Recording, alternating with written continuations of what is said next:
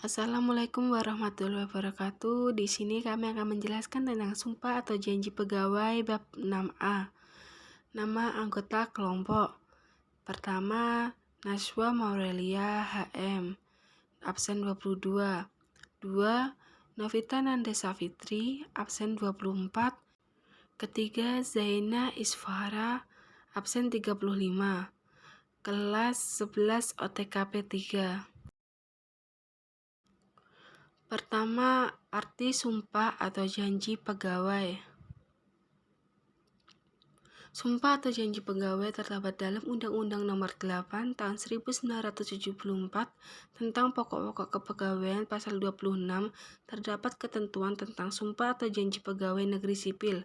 Penjelasan pasal 26 ayat 1 berbunyi sebagai berikut. Sumpah atau janji adalah suatu kesanggupan untuk menaati keharusan atau untuk tidak melakukan larangan yang ditentukan yang diikrarkan di hadapan atasan yang berwenang menurut agama dan kepercayaan kepada Tuhan Yang Maha Esa. 2. Tujuan sumpah atau janji pegawai. Tujuan: salah satu usaha agar bersangkutan dalam melaksanakan tugasnya berlaku ikhlas, jujur, dan bertanggung jawab tidak hanya kepada atasan tetapi juga terhadap Tuhan Yang Maha Esa.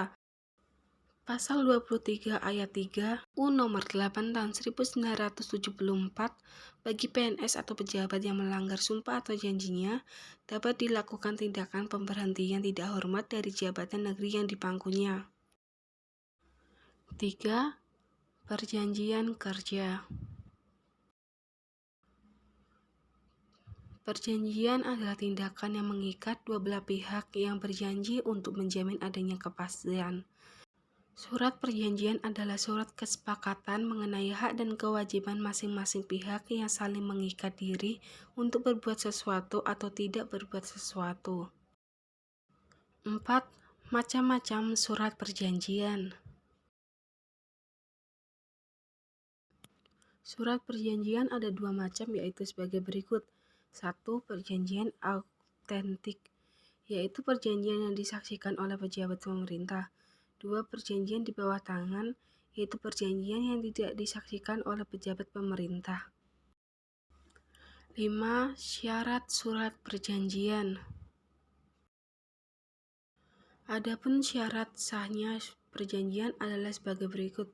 1. Surat perjanjian harus ditulis di atas kertas segel atau kertas biasa yang dibumbui materai.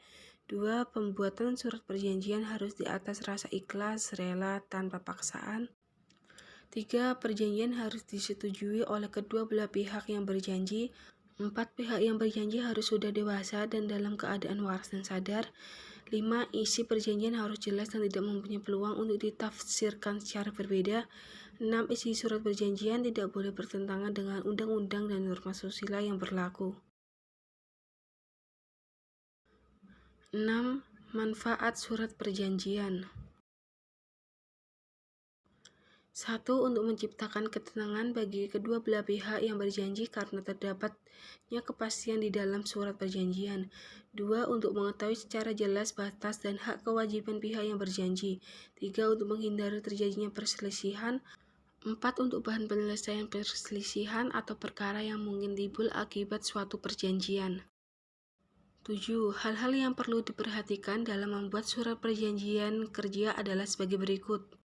1. Lamanya masa kerja. 2. Jenis pekerjaan. 3. Besarnya upah atau gaji beserta tunjangan.